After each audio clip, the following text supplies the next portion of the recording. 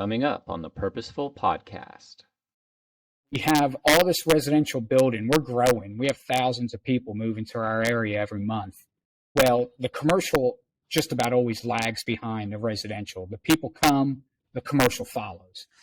And that's your small mom and pop businesses, that's your chain stores, that anything like that. That's retail, shopping, activities, leisure.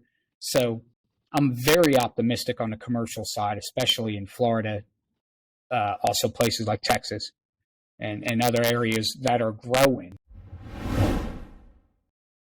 Welcome to the Purposeful Podcast. I'm Matt. I'm Saki. We're very glad that you've joined us. Here at the Purposeful Podcast, we are passionate about helping you get to a point in your financial security where you feel good about where you're at. You can invest your time and your efforts and your resources doing things that are meaningful and purposeful, things that are going to bring you a lot of satisfaction in your life. On this episode, we're going to focus on real estate. Just one topic.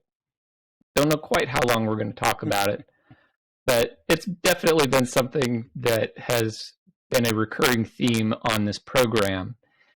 And the truth is, it got me thinking, all right, is now a good time to buy or not? Are we in a bubble or not? Where's prices going from here? So I decided it would be great if we could look at some of the fundamental forces at play. And we're going to talk about those. And we're going to hopefully come to a little more clarity about where the real estate market is and where it's going. Before we get started with that, we'd like to encourage you to please subscribe to our feed. If you're listening on your favorite podcast platform like Apple Podcasts or Spotify or Google Podcasts, hit that subscribe button. If you would please leave us some feedback, a 5-star review would be fantastic and very helpful to us. We'd be very appreciative. For those of you that have left us reviews, thank you very much. We appreciate it. If you're watching us on YouTube or Rumble, hit the subscribe feed there as well. You can find us at Convergent Digital Media and leave us a comment or leave us some feedback. We'd be happy to see that, and we will definitely bring it to attention on our next show. With that, we're going to kick this out to our intro, and we'll be back. You're listening to the Purposeful Podcast with Matt Fiebig and Saki Filios.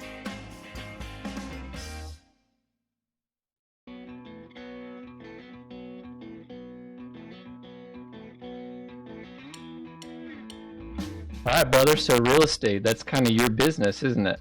From time to time, I've been known to dabble in it. Well, I am getting more and more excited about the idea of getting involved. And I know you always have warned folks, don't rush into anything. Don't get involved. If it's just the fear of missing out, stick to the fundamentals. And it's like, okay, well, that's actually good advice. But that doesn't mean that you shouldn't move if the time is right. So the question that I was asking is, well, is the time right? So there were some factors that I think are going to help us identify whether or not the time is right. And I think we'll just go through them one by one. The first one I wanted to talk about is the supply shortage. So there are two different factors of the supply shortage that I think are worth mentioning. Number one is, where are we today right now? Okay, so things that are affecting supply. You've got supply chain disruptions. So materials not only are expensive, but a lot of materials are difficult to come by. And then you've got disruptions in the labor market, right? Even if you had the supplies, can you find the labor that you need to go ahead and build those houses, build those buildings? So there are pinch points right now in both of those areas that are making the supply chain more difficult than it normally would be. So that's factor number one. Factor number two, how many houses have been built over kind of a longer period of time, say the last decade, versus how many households have been formed in the last decade. And I was reading an article this week, and I believe it was the CEO of Century 21, who said that essentially 12 million households have been formed, but only 7 million homes have been built in the last decade. So there's a deficit of 5 million units. So that in and of itself is more of a structural issue with supply. So all of that being said, oh real estate guru that you are, what are your thoughts on both the short-term and the long-term supply side on the real estate? The short-term supply side is going to continue to be rocky. And I do have to be the first one to admit, I didn't think it was going to run this long. I thought it would iron itself, just work itself out by now. But it hasn't. We're still seeing very extended delays in just about everything from windows to doors to trusses when you're talking about the residential side and even the commercial side as well. So we're going to continue to see some turbulence on the supply side. The labor is going to continue to be a problem for the short term, so I don't see that working itself out. Long term, they will work itself out. I say at least 12 to 18 months when I'm speaking long term from now. And that's the way we should be thinking anyway. So as long as you're looking at these deals with that long term look, you should be okay. Just keep all that in mind when you're thinking. Keep these short-term issues in mind when you're looking to price and value these properties you're buying. And I'm speaking from an investment side here, not from individual just homesteading a property. Right. And I'm thinking about it in terms of, in a sense, are we in a bubble? That's a question that I think a lot of people are going to be asking, because prices have gone up so quickly and to such a large extent. I think this year, 2022, we're up something like 17% over last year. And if you look at it over the last couple of years, it's been sustained double-digit increases in home values. This is not a precise measurement. It's more of a feeling, but it feels to me like it wasn't that long ago when the median home prices in the United States were only around, the mid to high 200s, 275, 280. And now the median home prices are over $450,000 in the United States, which is a pretty substantial chunk. So the relevance is, if the prices keep going up that fast, do we have to fear about another bubble like we had in 2008? And I think you could make an argument that the supply being as low as it is an indicator that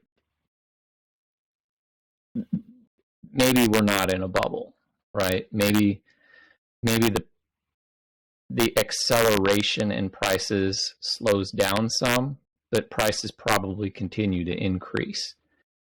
That's at least the way I'm reading it. So the next question has to do with population growth, right? So the president of Century 21 said that we're something like 5 million units short in the residential side over the last decade. Well, if the population is declining where you are, then you're going to have some of that deficiency offset by the fact that more units are coming on the market because people are moving or people are dying. And so that's going to increase the supply from that side of things. So in a sense, this one's more regional, but it also does have national implications because the population is continuing to grow in the United States. Even though the natural birth rate is stabilizing, we're still bringing in a lot of immigrants. So the population is growing that way. So as long as the population continues to grow and households continue to grow at a faster rate than homes are being built, I think you're going to continue to see the long-term pressure on on housing. So what's your read on that particular issue, population growth? Well, I think it's twofold. I think it's what you were just talking about. And I think the second item you need to look at is changing trends, right? What do people want their houses to look like? Do they want the urban look still, where they're in the city and they don't have much of a yard? Because that came back a few years ago and they made a big push on that. Everybody was moving out of the rural area that had land and they were moving to the urban cities. Well, that's kind of changed thanks to COVID. So how many or what percentage of them houses just aren't what people are looking for? Are they smart homes? Are they updated with certain modern features that we need to have these days? We have remote working, right? So are they connectable? So I because of what you discussed and what I just said, I think long term we're going to continue to see a higher outlook on the value of houses. I don't believe we're in a bubble. In our market, in our local area, I could see us we short-term ways, we hit a peak, and we might be kind of stabilizing that peak, slightly trending downwards, not much, slightly, but I think that's a short-term play because of all the stuff that's going on in our society right now, and I think eventually you'll see them go back up before you see much of a pullback. Right. Well, I think population growth, another thing to consider is kind of regional pressures and then localized pressures. So for those of you that may not know, Saki and I live in Northwest Florida. Now, Florida is a state that is seeing substantial in-migration right now. A lot of people are leaving wherever it is they live, and they're moving to places like Florida, Texas, Tennessee, a lot of states in the Southeast, a lot of states in the Sun Belt. So if you live in one of those states, even though the economy may not be doing particularly well, if people are moving into your state at greater numbers than are leaving your state, and you're seeing population growth regionally, then you can anticipate that there's going to be continued pressure on prices. And then you want to look locally as well. For example, if you live in a county that neighbors another county, and one of those counties has a much better school district system than the other, you can anticipate that people who have families are going to want to live where the better schools are. So you want to analyze this kind of at a localized level. What are the factors that people consider when they're buying a house? And are there opportunities in those areas? Because the more focused in you get on a particular location, the more those kinds of local questions are going to impact whether or not what you're doing is a good investment or not. So that's something to consider. The next question or the next topic is longevity. Okay, so how long are people staying in the houses that they live in is a good question.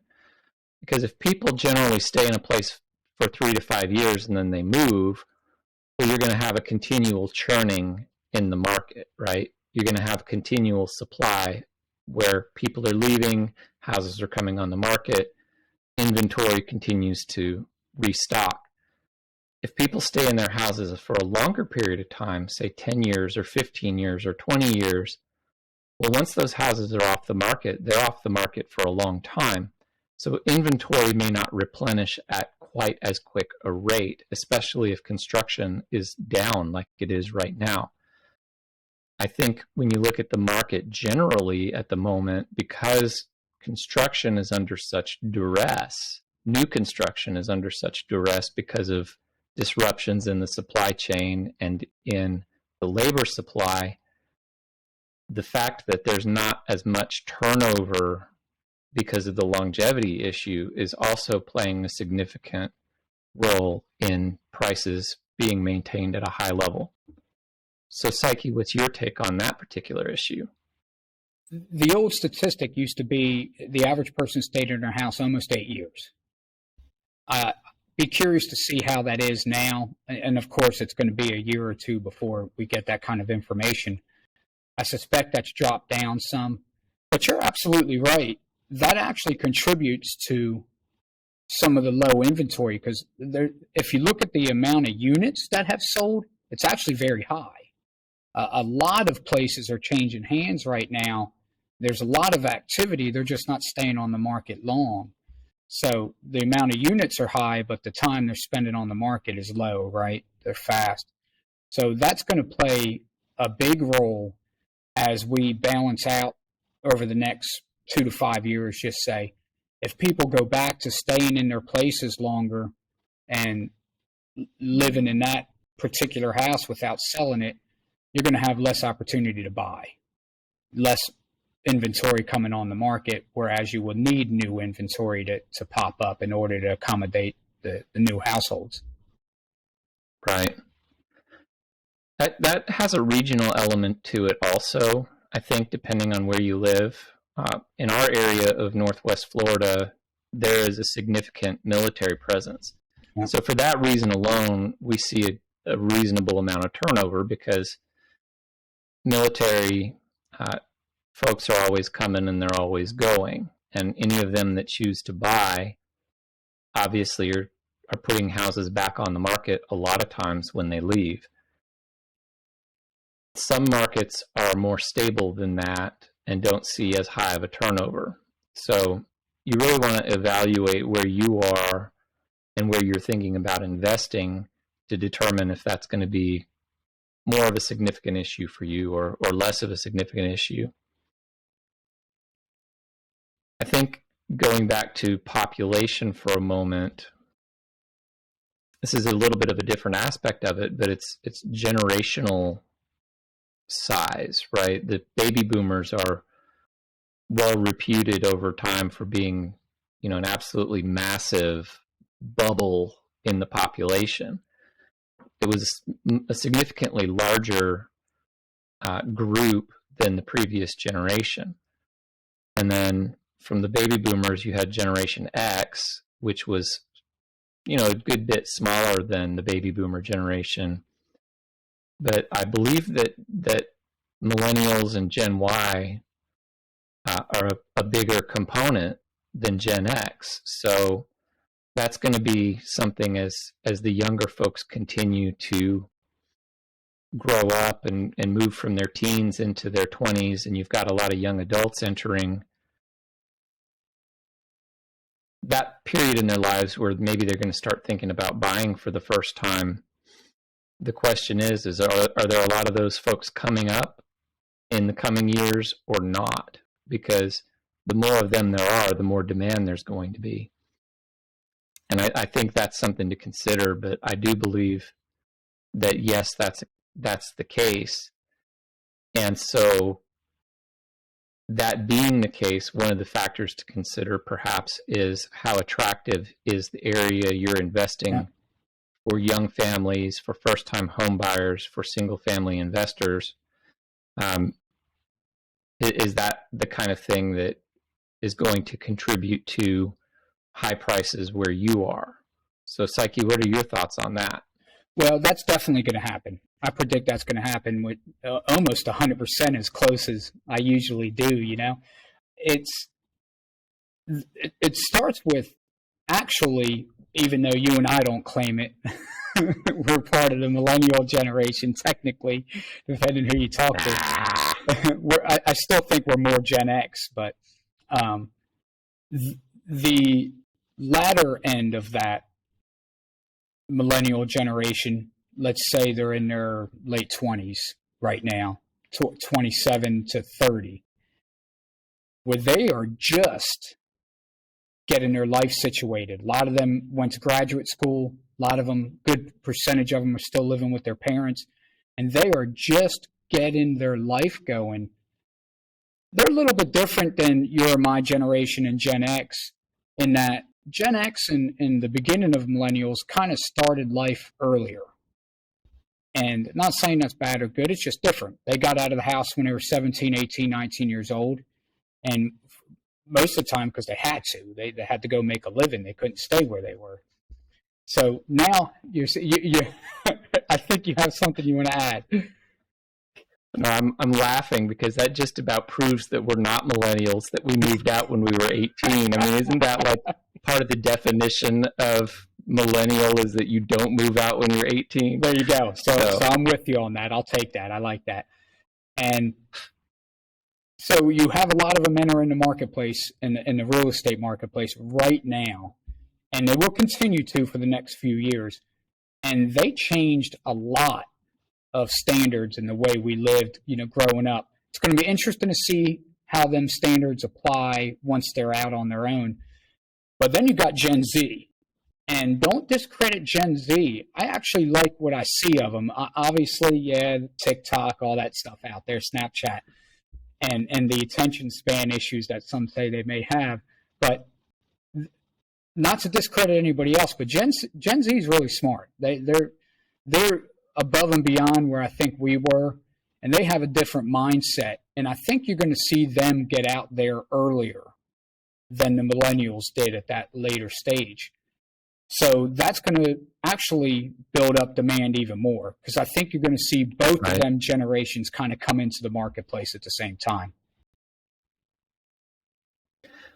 All very good points, which leads me to conclude that prices are probably going to stay pretty high. Now, one thing that's worth clarifying is accelerating prices versus increasing prices. When the rate of change is accelerating.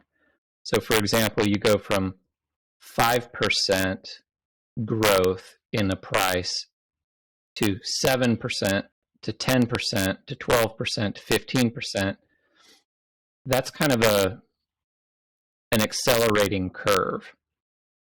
You can then go, say, from 15% to 12% to 10% to 7% to 5%, and that's a decelerating curve, but prices are still increasing at that point, right?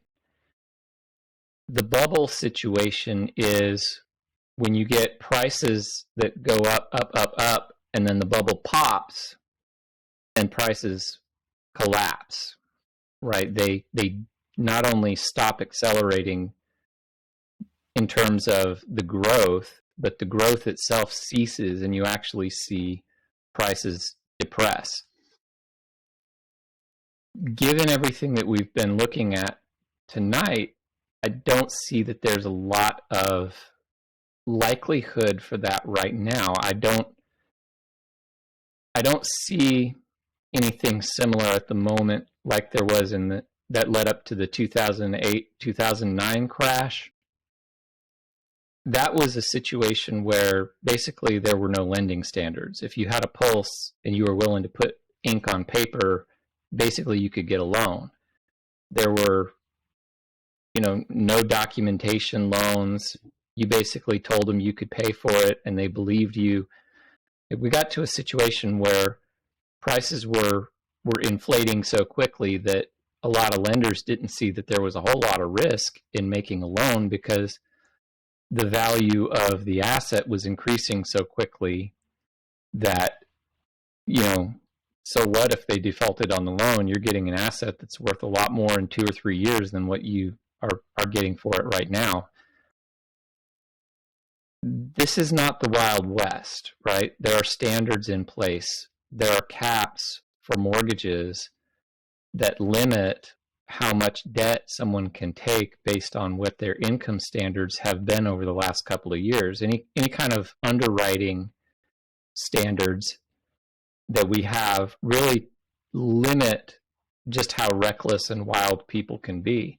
So I think a lot of these other factors that we've talked about really play a bigger part in where prices are now and where they're expected to go. So I think the big conclusion for me is that it's people that are at the lowest end of the spectrum that are going to get pinched the hardest, right? So people who are on fixed incomes, because in high inflationary periods, income adjustments don't ever keep up with the rate of the price increases, especially when you get into isolated categories like food, energy, and housing, which are all increasing in price at substantially faster than 8.3%. You've got people who are low-income earners, right? I saw a story that was comparing the median income required. Well, let me rephrase that. The amount of household income required to purchase the median value home in America versus the median income. So the median income in America is around $56,000, which means half of wage earners in America earn less than that and half earn more. Well, the amount of income that it takes to purchase a median home of $450-something thousand, basically in the mid to high $70,000 range. So 76, 77, 78,000, something like that. So it means that the median income in America is not enough really to purchase a home at the median price. So the people who are going to be squeezed out of home purchases are going to be the lower earners. And then one other thing to consider is first-time home buyers. I think the first-time home buyers are really going to be feeling the pressure. And the reason for that is if you bought a house 2 years ago, 3 years ago, well, your equity has gone up with the market value of your home. So, for example, if you bought a house for $300,000 2 years ago and that house is now worth $400,000, then you've got $100,000 in equity. Maybe you have to pay some of that in your closing costs or whatnot, but if you needed to leave where you are and relocate, you're not going to your new home empty-handed. You have a down payment on a new house, which allows you to afford more house than you otherwise could. So you may not be improving your circumstances in terms of a bigger house or a nicer house or a newer house, but you're still in the game. You can still go buy a house. If you are a first-time home buyer, which means you're probably at the front end of your career and you're not making as much money now as you might in 5 or 10 years from now, and you don't really have a lot of equity and you don't really have a lot of savings, well, where do you come up with $90,000 for a down payment and $1,800 or $1,900 a month for a mortgage payment? It's just not going to happen for you. So those 3 blocks, I think, are really going to get squeezed out.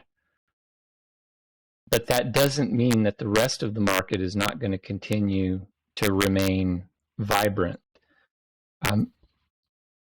I want to get your thoughts on that before I go to one more thought that I have, but okay. I think it's worth me stopping for a moment to let you give some input.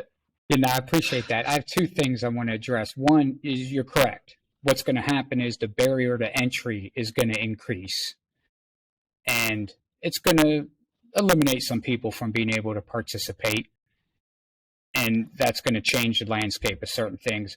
But what I wanted to discuss, going back to the bubble, the reason why I don't think it's a bubble that we're in right now, and you compared it because everybody's bringing up 2008, right? What happened in 2008. To make it kind of in simple words, what happened in 2008 happened because people couldn't afford the homes they were living in, right? You were approved for an amount of house and a monthly payment that you couldn't afford to pay. And when I say that, what I mean is we didn't have the laws in place at the time. Believe it or not, this was only 2008. We're only talking 14 years ago. This wasn't 50 years ago. But believe it or not, 14 years ago, we didn't have laws on the books that said if you were getting the FHA loan, your debt-to-income ratio should be X amount. They weren't applicable. So after 2008 happened, we created them laws where 36% came in or 28% came in, depending on what loans you were getting. So what you saw was in the real estate market, people were losing their houses and the bubble burst because the house cost them 60% of their income, and millions of people couldn't afford that. So they all flooded the market, which tanks prices, right? Because an increased amount of supply. So it's pretty simple economics. Flash forward to today, that's not what's happening here. We don't have banks and property appraisers running amok, and banks aren't approving loans. It's not the wild, wild west again like it was, because it pretty much was back then. When you talk about no doc loans, it literally was. I was a part of it. It literally was, hey, Matt, you call your banker, say you want to buy a house. The banker says, okay, you're approved. That's what we were doing. Right. And we're trying to get a loan right now. That's not going to happen. So I'm not going to say it's foolproof, and there's no way possible that this is not a bubble or is a bubble. But if it's a bubble, if prices come crashing down, it's not going to be because it's related to the real estate purchasing.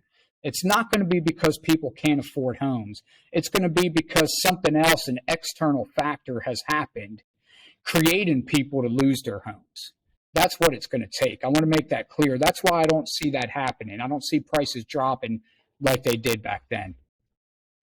Right. Well, I think that makes a lot of sense. The thing that this sets up, though, is, and I think maybe two more points before we wrap this up. So number one, it's going to be good to be a landlord, yep. Right? Because if you have, say, the bottom 15 or 20% of potential home buyers are squeezed out of the market because of all the things that we've talked about so far, well, those households still need a place to live, right? So they're going to be competing for whatever's available on the rental market. If you've got an increased demand for rentals and you've still got a limited supply, that means only one thing for prices, which is up. So if you're thinking about real estate, residential real estate, as a mid to long-term investment, not to flip the property, but to hold it and to use that to cash flow, I think that that's probably not a bad idea.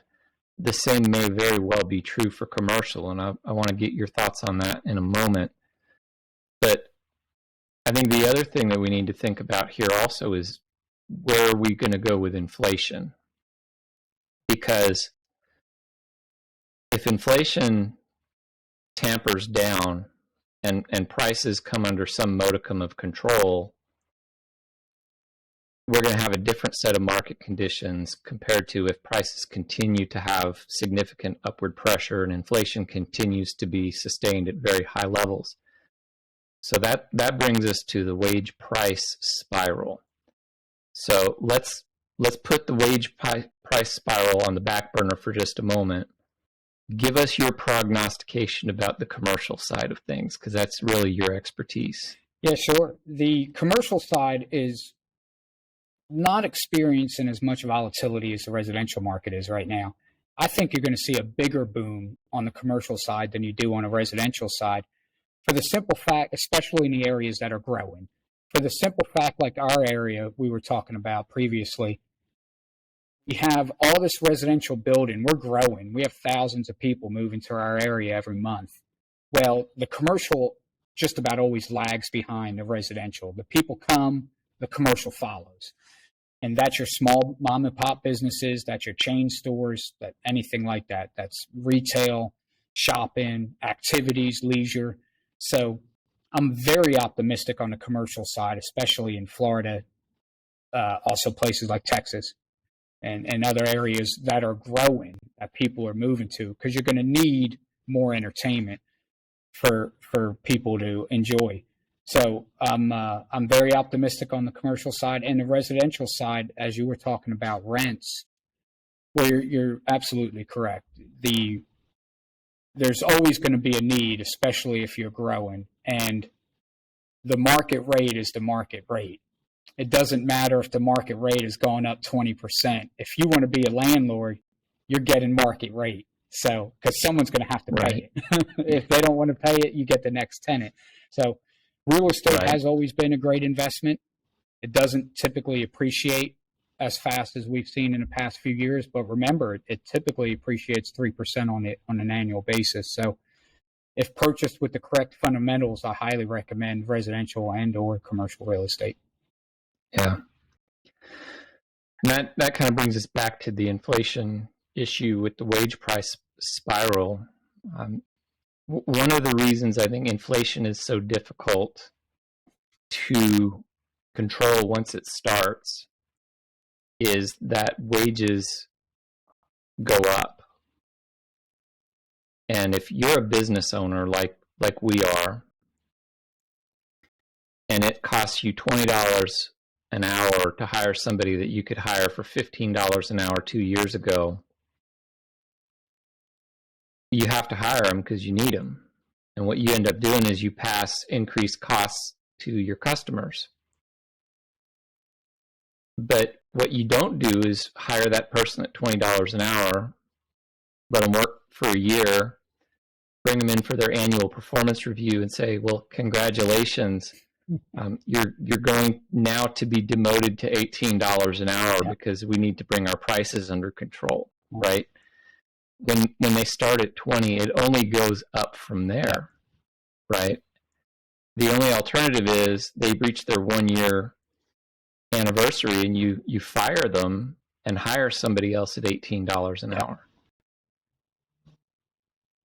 But that's not practical in a lot of cases. You know, people as they work, they gain skills, they gain expertise that is very specified to the job that they hold. And there's a significant cost to an employer to let all of that human capital go to bring in someone who's less expensive, but who doesn't have the same knowledge and the same skill set. It does happen invariably. I mean, there are situations where somebody's been in a job for 20 years and the value that they bring at their wages after 20 years doesn't justify keeping them on board when the alternative is to go, hire somebody at half their salary.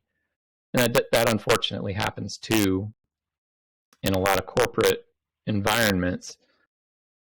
But remember, half of the jobs in America come from small businesses. And it's a lot harder to do that to somebody that you have a personal relationship with, If you've had somebody on a staff of 5 or 10 for 20 years, you don't just cut them off like that at the knees. They're your friend at that point, so it's not like everybody's a heartless capitalist.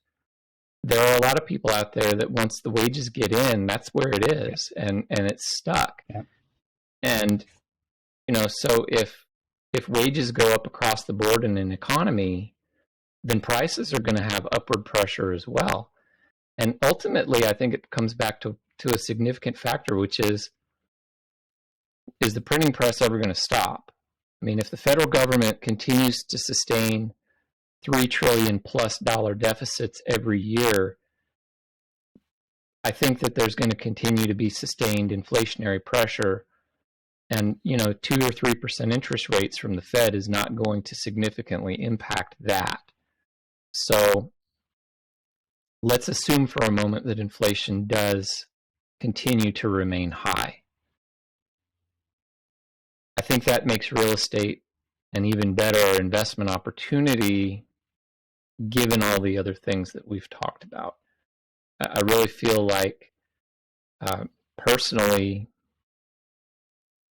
it makes the positives more likely and the negatives less likely.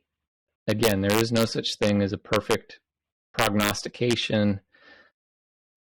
Any of this information could be overtaken by unexpected events, catastrophes, whatever that may happen. But you have to act based on what you see, you have to act based on what you know, and you have to act based on what you can best forecast. And based on that, I feel like real estate's not a bad place to be looking at right now. Yeah, we're on the same page with that one. I think inflation will remain elevated for the foreseeable future. I think it is going to slow down. It won't be as high as it's been for the past 12 months, but I think it will remain elevated. I think a lot of that inflation does have to do with the increased wages people are getting. It's actually kind of a catch-22, right? And a lot of people aren't talking about that. I just read another article the other day where someone of one of the banks was raising their minimum wage to $25. And don't get me wrong, I'm all for everybody making more money. But Yeah. just think about the ripple effect it has when everybody at a company is making $25. You know, from the person mopping the floor to the teller at the bank. And so it's a good bit of money. And what does that do to the cost of everything else? I mean, what's the trickle down effect? How much are you going to pay for a Burger King Whopper when that person's making $25 an hour? Sure. The person who owns that business, who has to pay that employee, they have to retain their margin. Everybody does.